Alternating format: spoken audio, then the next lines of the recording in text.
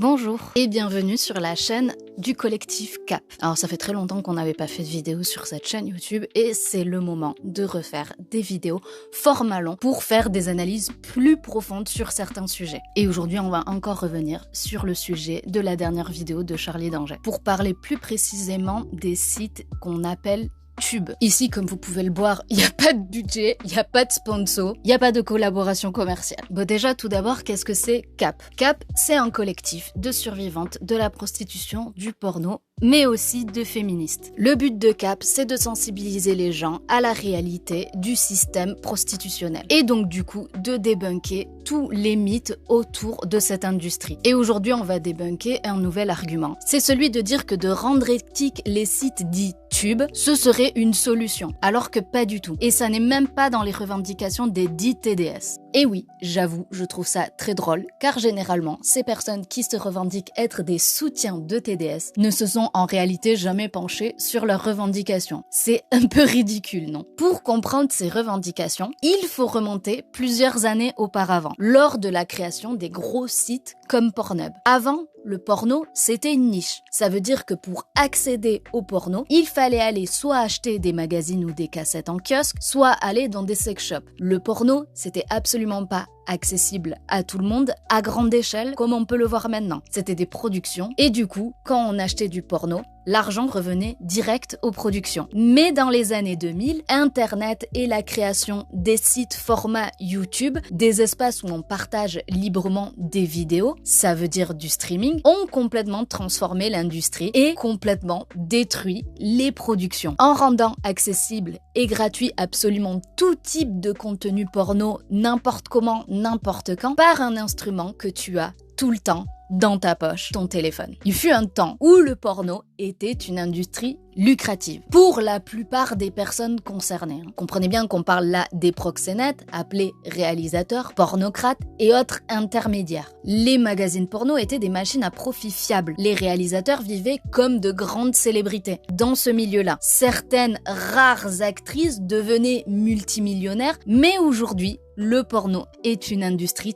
totalement remodelé. Le porno a toujours été une exploitation misogyne et raciste, mais la concurrence moindre comparée à aujourd'hui lançait moins les femmes dans des compétitions du toujours plus. Les raisons pour lesquelles Internet a rendu le porno moins rentable, elles sont diverses. Les sites dits tube repose largement sur du contenu piraté, ce qui signifie que les studios ne gagnent plus autant d'argent qu'avant, ce qui signifie que les victimes ne gagnent plus autant qu'avant. Pour rappel, le plus gros acteur de l'industrie du porno, c'est Ailo, qui compte parmi ses filiales Pornhub, RedTube et YouPorn, et ainsi qu'une douzaine d'autres marques. Leur modèle est qualifié d'écosystème vampire, même par le mouvement TDS, car les tubes sont les principaux bénéficiaires. Vers 2005-2007, certains entrepreneurs ont donc copié le fonctionnement de YouTube en proposant des vidéos gratuites, mises en ligne par les utilisateurs ou prétendument plutôt mise en ligne par les utilisateurs, diffusion en streaming, financement par la publicité. Ce modèle, il a explosé très vite parce qu'il répondait à une demande masculine. Accès immédiat, gratuit et massif. À cette époque, le haut débit devient courant et regarder des vidéos en streaming devient facile. Les plateformes sont simples à utiliser. Le référencement Google propulse ces sites en tête des résultats de recherche. Mais la principale identité de ces sites dès le début, c'est l'absence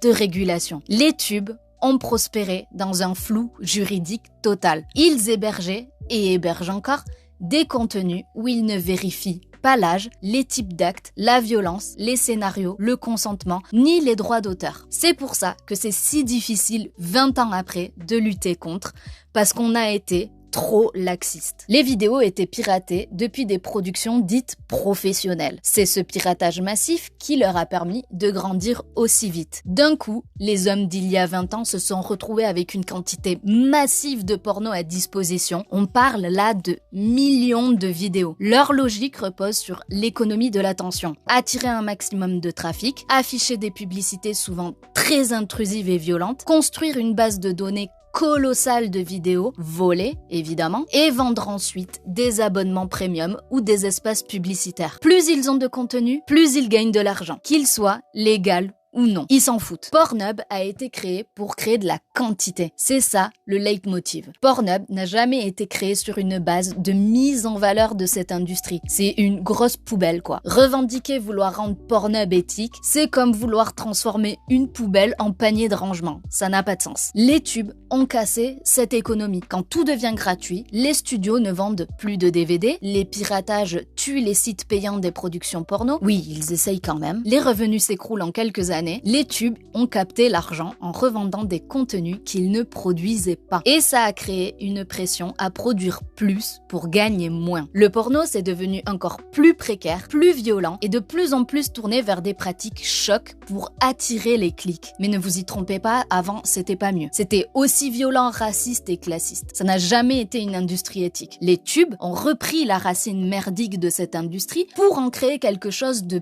pire. Les profits ayant chuté, les victimes sont davantage poussées à filmer des actes plus extrêmes car ils rapportent plus. Mais ne vous méprenez pas, cet argent ne va pas directement dans sa poche. Cette spirale alimente la demande des scènes de plus en plus violentes et extrêmes, créant un climat dans lequel chaque scène doit être plus extrême que la précédente, si l'on veut qu'elle soit rentable pour les réalisateurs, les studios et lors d'une courte durée pour les victimes, tant que le corps tient le coup ou que les conséquences mettent plusieurs années à émerger par cumulation. Cette situation crée donc deux catégories de victimes. Celles qui acceptent des scènes de plus en plus violentes et extrêmes, qui survivent, probablement pendant quelques années si elles ont de la chance, et celles qui n'y arrivent pas et qui se retrouvent en marge de l'industrie, sans issue et avec très peu d'autres options. C'est pour ça que l'argument du porno féministe ou éthique ne marche pas. Tout le monde s'en fout du porno éthique. Ça ne rapporte pas. Pour vivre du porno, tu dois te plier aux exigences de l'industrie. Le toujours plus trash, le toujours plus original, sortir du lot, et ça demande des sacrifices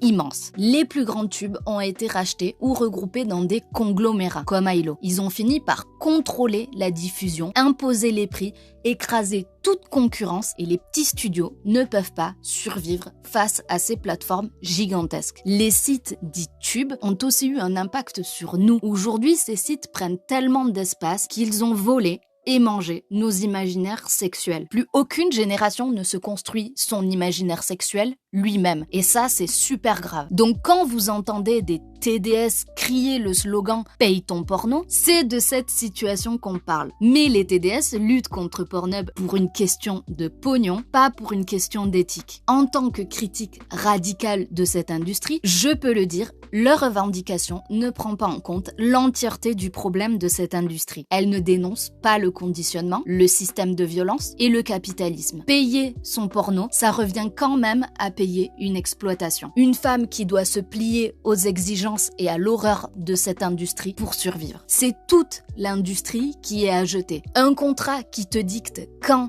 comment et avec qui, ça ne peut pas être appelé du sexe éthique. C'est ni éthique, ni du sexe d'être robotisé, contractualiser son intimité, dicter et scénariser le plaisir par la simulation. C'est pour ça que je dis que Charlie n'est pas en réalité une soutien de TDS et qu'en réalité, elle n'en a rien à faire, car elle ne connaît rien aux conditions de ces femmes et à leurs revendications. Et c'est pareil pour toutes les personnes qui ont soutenu sa vidéo en pensant être du côté des TDS. C'est pour moi la preuve flagrante que ces gens cherchent en réalité à se créer une identité d'allié, un totem d'immunité, un pass ou une bonne réputation. Mais en vrai, ils s'en foutent. Ils se fichent des conditions des survivantes, celles qui dénoncent l'industrie. Mais ils s'en foutent aussi des TDS. Ils font juste ça pour leur petit ego personnel et le rajouter sur leur faux CV militant.